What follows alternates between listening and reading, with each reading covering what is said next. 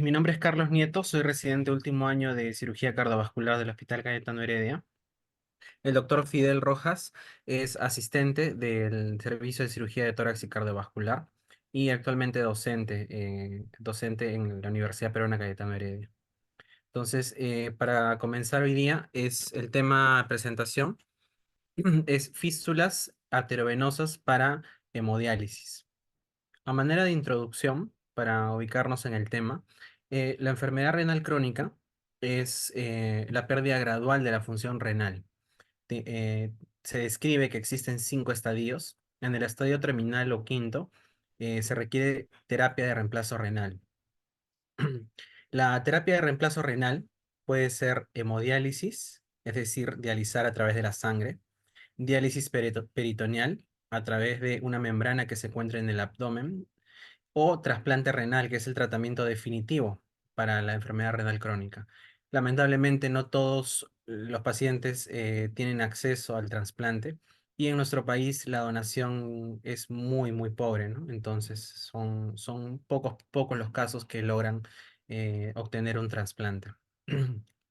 A manera de dato interesante, 11% de la población peruana tiene algún grado de insuficiencia renal, es aproximadamente 3 millones de personas, de los cuales alrededor de 1 o 2% requieren diálisis. Aquí en las imágenes podemos ver que Aquí en las imágenes podemos ver el proceso de hemodiálisis, el cual es extraer la sangre, purificarla, por así decirlo, en una máquina de diálisis y retornar la sangre, ¿no? En el caso de diálisis peritoneal, acá vemos, por ejemplo, la imagen de un niño, el cual tiene un catéter, y a través del catéter se inyecta una solución. Esta solución lo que hace es absorber las toxinas que tiene el cuerpo y luego después de 3 a 4 horas esa solución es retirada del cuerpo, ¿no? Este es el caso de la diálisis peritoneal. Vamos a centrarnos en la hemodiálisis, ya que la diálisis peritoneal y trasplante no es el tema del día de hoy, pero como dato interesante, la diálisis peritoneal pues es de primera elección en niños, ¿no? Ya que estos no tienen vasos grandes adecuados para la hemodiálisis. En cambio, la hemodiálisis es el tratamiento de elección para dializar pacientes adultos, ¿no? Que tengan vasos lo suficientemente grandes para poder recibir los flujos que requiere la máquina de diálisis. Recordemos que la máquina de diálisis tiene que extraer la sangre y devolverla. Entonces, esto requiere un flujo importante, de lo contrario la máquina no podría funcionar. La hemodiálisis, para que funcione, se debe tener un acceso vascular. Entonces, ese acceso vascular puede ser a través de un catéter o a través de una fístula, ¿no? Eh, la mayoría de personas inicia dializándose con un catéter. ¿Por qué? Porque los catéteres, la ventaja de estos es que permite que el paciente se dialice desde el inicio. Como pueden ver acá, el catéter es un dispositivo que ingresa a la vena, a una vena grande. Tiene que ser necesariamente o las yugulares, que son derecha o izquierda, las yugulares internas que están en el cuello, o las femorales que se encuentran en la zona inguinal. Entonces, estos catéteres se colocan en estas venas que son grandes y a través de ahí el flujo de sangre es el suficiente para que la máquina de diálisis funcione, ¿no? Como pueden ver aquí, el catéter ingresa por la vena yugular, pero la punta del catéter termina cerca del corazón o incluso iniciando la aurícula, ¿no? La aurícula que es la parte más superior del corazón, ¿no? La aurícula derecha. Entonces, estos catéteres tienen la ventaja de que nos van a permitir una diálisis rápida, efectiva y puede salvar de una emergencia a un paciente, ¿no? Sin embargo, esos tienen también contras, ¿no? Lo cuales son que a largo plazo terminan obstruyéndose, sangrando o infectándose, ¿no? Ya que son un cuerpo extraño que se está ingresando a la circulación. Entonces, para ello tenemos otra opción para hemodiálisis. La otra opción es la creación de fístulas. Como podemos ver aquí un ejemplo en el cual eh, las venas y la arteria se unen, se unen de forma artificial a través de un proceso quirúrgico que voy a explicar más adelante, de manera que la vena, que es pequeña, la vena en los brazos, en los miembros superiores es pequeña, no es grande como la del cuello o las ingles, entonces se une a la arteria para que ésta aumente su tamaño y también aumente su flujo, de manera que pueda funcionar con una máquina de diálisis.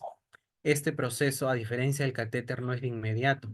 Nosotros realizamos la fístula y toma un tiempo para que esta crezca, madure y consiga el flujo adecuado para realizar una diálisis. Entonces, como había mencionado anteriormente, los catéteres de alto flujo nos permiten una diálisis rápida, una diálisis efectiva en pacientes que requieren con mucha urgencia dializarse y no pueden esperar 2 a 3 meses a que una fístula madure, ¿no? Pero con el tiempo causan obstrucción. Como pueden ver aquí, las venas se tapan, se fibrosan, ¿no? Lo cual hacen que esos catéteres con el tiempo disfuncionen, ¿no? Existen catéteres temporales que son más pequeños, más delgados que se colocan, como aquí podemos ver uno, por ejemplo, en la imagen. Y existen catéteres permanentes que son más gruesos y pueden durar más tiempo. Pero más tiempo quiere decir 1 o 2 años, ¿no? Hasta 3 años, pero no suelen durar tanto como una fístula, ¿no? Y además, una vez que se colocan esos catéteres y obstruyen las venas en el cuello, o en las ingles, ya las fístulas ya no van a funcionar, ya no se puede hacer fístulas. Entonces, el tiempo ideal para la creación de una fístula es antes de que ocurra esta fibrosis. Entonces, una vez que se coloca el catéter, no puede pasar mucho tiempo antes de que se cree la fístula, ¿no? De lo contrario, la fibrosis no va a permitir que la fístula funcione y más bien va a ser un problema, ¿no? Va a causarle problemas al paciente si se crea una fístula en un paciente que tiene obstruido la circulación central, la circulación que está en el cuello y cerca del corazón. ¿Por qué? Porque al taparse en este lado, la fístula sube sangre desde el brazo hacia el corazón y al encontrar acá una obstrucción, la sangre no va a poder subir, se va a acumular en el brazo y se va a hinchar y va a generar mucho problema para el paciente. Entonces, regreso a esta diapositiva porque quiero dar el mensaje, que no se pierda el mensaje, que viendo la anatomía del paciente, solo tenemos 4 accesos para colocar catéteres, ¿no? Yugular derecho, yugular izquierdo, femoral derecha y femoral izquierda, ¿no? Entonces, una vez que esos 4 se tapan, ya no nos permite colocar nuevamente catéteres y ya no nos permite crear fístulas, ¿no? Entonces, el paciente ya no tiene cómo dializarse y esto a largo plazo es un problema, ¿no? Existen procedimientos complejos en los cuales se puede recuperar este acceso, ¿no? Pero no son 100% garantizados y son bastante costosos, ¿no?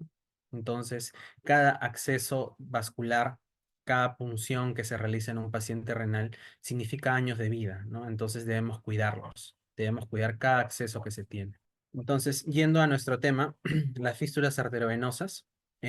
La fístula significa unión, una unión artificial de dos estructuras. Arteriovenosas porque se une una arteria y una vena.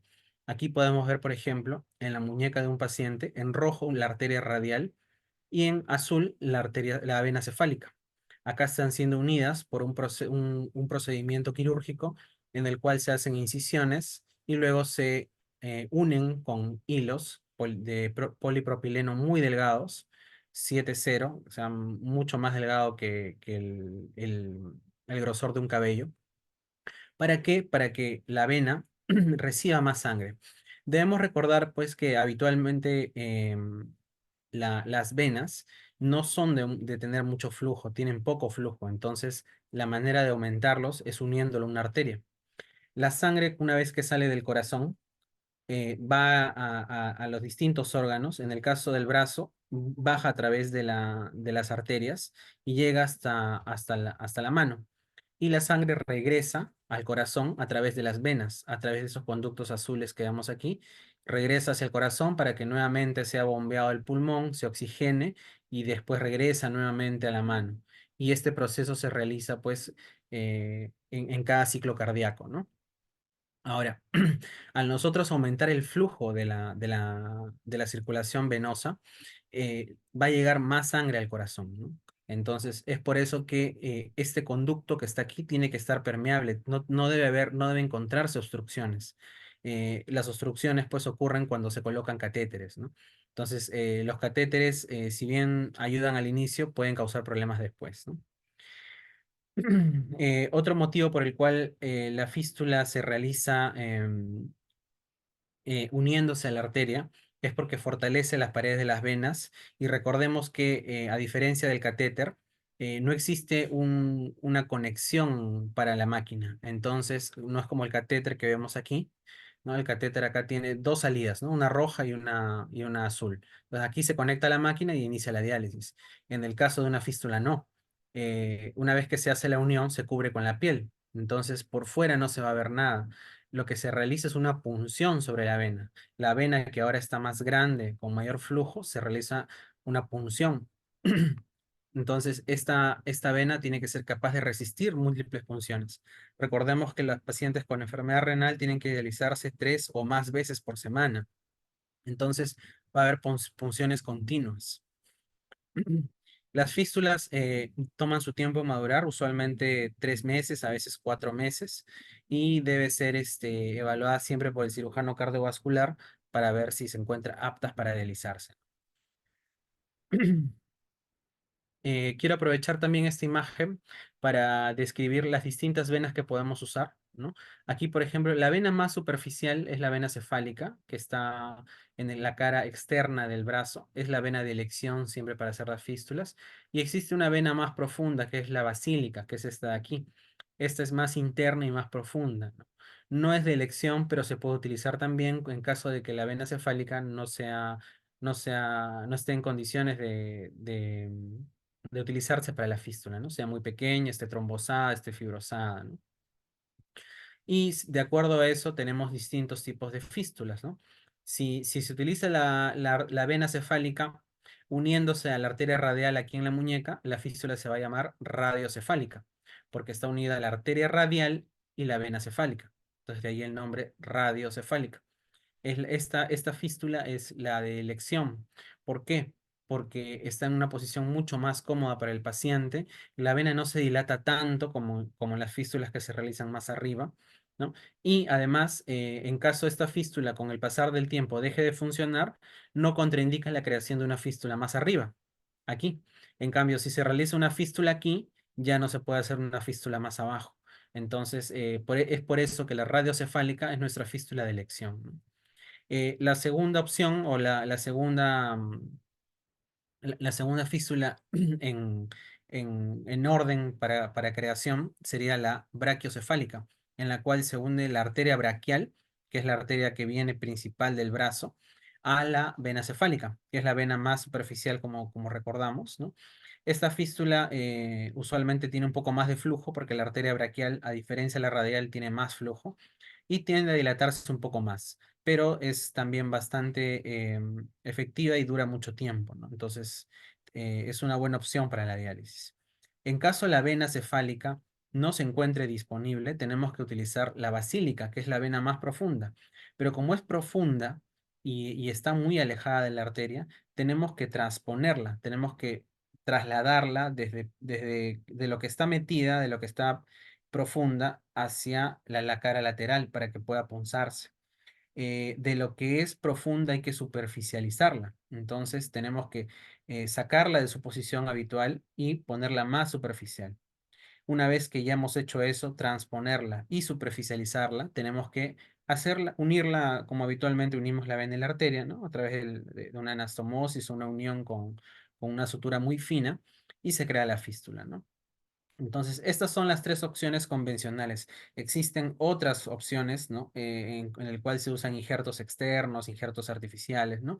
Pero estas son las que más tenemos, las más convencionales, las que más realizamos en los centros de atención, por lo cual tienen que conocerse, ¿no? Entonces, antes de realizar una fístula, es muy importante el mapeo ecográfico. Entonces, cuando un paciente pasa consulta con su nefrólogo y le indica que ya está próximo a requerir diálisis, ¿no? O ya se está dializando y tiene un catéter, pero quiere crearse una fístula, la única manera de determinar si es posible hacer una fístula es a través de un mapeo ecográfico Doppler, ¿no? No todos los pacientes son tributarios de crearse una fístula. Para esto se requiere una vena que tenga al menos un tamaño adecuado, de 2 milímetros a más, y que la arteria también sea lo suficientemente em, permeable y que tenga un buen diámetro para que pueda funcionar, ¿no? De lo contrario, pues podemos correr el riesgo de que la mano quede sin suficiente irrigación y cause mucho dolor, ¿no? Entonces, con una buena evaluación ecográfica se puede determinar si la fístula va a ser exitosa y también se puede prevenir complicaciones. Entonces, como vemos aquí en la imagen, este es un transductor. Acá atrás está el ecógrafo, ¿no? Y el médico, el radiólogo o cirujano vascular realiza la ecografía midiendo las arterias y las venas. Mide la vena cefálica, mide la arteria radial y también mide la arteria cubital, que es la arteria que acompaña a la arteria radial que llega a la mano. Porque si vamos a usar la arteria radial, otra arteria tiene que llevar sangre a la mano, entonces la arteria cubital tiene que estar también funcionando adecuadamente, ¿no? Además, nos permite saber si hay calcificación, si ha habido alguna lesión previa, ¿no? De manera que una vez que se realiza el procedimiento no hay sorpresas, ya el médico tiene bien mapeada la anatomía del paciente y puede realizar mucho más fácil la fístula, ¿no? Además, también el mapeo ecográfico nos permite determinar dónde va a ser la fístula, ¿no?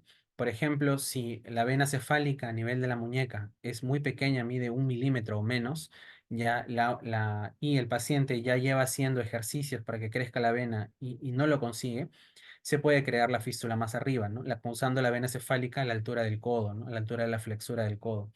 Entonces, el mapeo ecográfico nos va a permitir seleccionar dónde va a ser la fístula.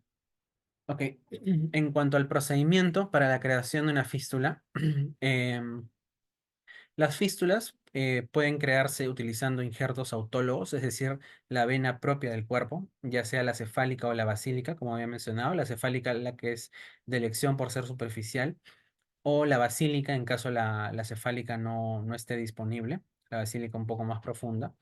O también pueden usarse injertos, ¿no? Los injertos tienen el inconveniente de que son bastante caros, no siempre están disponibles y no duran tanto tiempo como la vena propia del cuerpo, ¿no? Siempre hay un rechazo al ser un cuerpo extraño, ¿no? El injerto de elección, el que dura más tiempo y ha demostrado funcionar bien para la diálisis, es el PTFE, el politetrafluoroetileno. Este injerto se encuentra en el mercado, se puede comprar, ¿no? Y en caso de no contar con una buena vena, se puede utilizar. Y como había mencionado anteriormente, la vena de elección es la cefálica, ya que es más superficial y más anterior. Es esta de aquí que podemos ver acá. Y la vena basílica queda como segunda opción en caso de la vena cefálica no tenga las cualidades adecuadas para la creación de una fístula. El procedimiento de una fístula se realiza, en caso de que se utilice la vena cefálica que es superficial, se puede realizar en una sala de procedimientos menor, como por ejemplo en un consultorio o una sala de procedimientos pequeña. No hay necesidad de que sean sala de operaciones. Se realiza con anestesia local, lo que quiere decir lidocaína. Y lo que sí debe pasar la evaluación previa por un anestesiólogo o un internista para ver que no hay alteraciones que contraindiquen la creación de una fístula, ¿no? Como por ejemplo alteraciones de la coagulación, las plaquetas bajas. Entonces, tiene que haber una evaluación previa antes de la creación de la fístula, ¿no? En caso de la vena basílica, que es más profunda, que requiere una incisión un poco más grande, requiere transponerse y superficializarse, en ese caso sí requiere que sea en una sala de operaciones, ya que el tiempo operatorio es mucho más largo, ¿no? Una fístula en la que se utiliza la vena cefálica suele durar entre 1 a 1 hora y media, ¿no? Mientras que una con basílica suele durar de 2 a 3 horas. Entonces ya no se puede hacer con anestesia local. Usualmente se realiza con un bloqueo, o sea, es decir, con una anestesia regional, en la cual se pierde la sensibilidad de todo el brazo por un promedio de 3 a 4 horas, ¿no? Usualmente no se requiere intubación, pero lo que sí se requiere es un bloqueo de todo el brazo, más duradero que la anestesia local, que es solamente la inyección de anestésico en la zona donde se va a trabajar, ¿no? Usualmente se inyecta aquí la zona de la anestesia y los pacientes suelen tolerarlo muy bien, ¿no? Lo que sienten es mínimo, ¿no? Eh, para el caso de la vena cefálica, ¿no? Pero para la basílica sí se tiene que realizar con anestesia regional. Entonces, ¿cómo se utilizan las fístulas, no? Esto es una pregunta frecuente en nuestros pacientes porque la mayoría piensa que nosotros colocamos un dispositivo o colocamos algún objeto dentro de la piel, pero no es así, es la vena propia. Es la vena propia que la utilizamos, la unimos a la arteria para que pueda crecer y pueda ser utilizada para la diálisis, ¿no? Entonces, una vez que pasa el proceso de maduración, que suelen ser entre 2 a 3 hasta 4 meses, las fístulas pueden ya ser utilizadas, ¿no? Una vez que con la ecografía se determina que el flujo es el adecuado, usualmente más de 600 mililitros por minuto, ya se puede utilizar la fístula, ¿no? Eh, en esta imagen podemos ver una fístula radiocefálica. ¿Por qué radio? Porque se utiliza la arteria radial. ¿Y por qué cefálica? Porque se utiliza la vena cefálica, ¿no? Entonces aquí la arteria radial que viene por aquí ha sido unida a la vena cefálica, ¿no? La vena cefálica tiene este recorrido y aquí vemos que la primera aguja va a aproximadamente 6 centímetros de la zona donde ha sido creada la fístula. No se punza en el mismo lado donde ha sido creada la fístula, ¿no? Esto puede causar lesión de la anastomosis de la unión, sangrado, hematomas, ¿no? Entonces siempre se punza distal, lejos de donde ha sido creada la fístula. ¿Cuán lejos? 6 centímetros. Aquí va la primera aguja. La segunda aguja va un poco más arriba, que es la segunda punción, ¿no? Recuerden que una va a servir para retirar la sangre y otra va a servir para devolver la sangre, ¿no? Entonces, la que va a retirar la sangre es la primera que se coloca aquí y la que va a devolver la sangre viene por aquí, ¿no? Entonces, em, una vez que se termina el proceso de diálisis, que es aproximadamente de 3 a 4 horas, se retiran las agujas y se realiza una pequeña compresión sobre la zona donde ha sido punzada.